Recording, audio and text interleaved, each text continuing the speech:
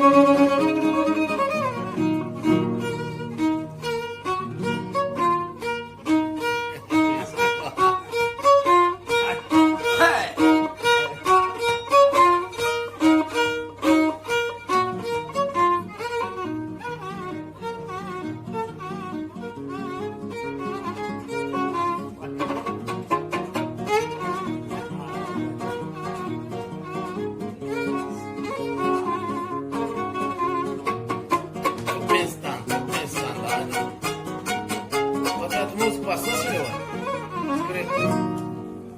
Outra turma está passou, senhor?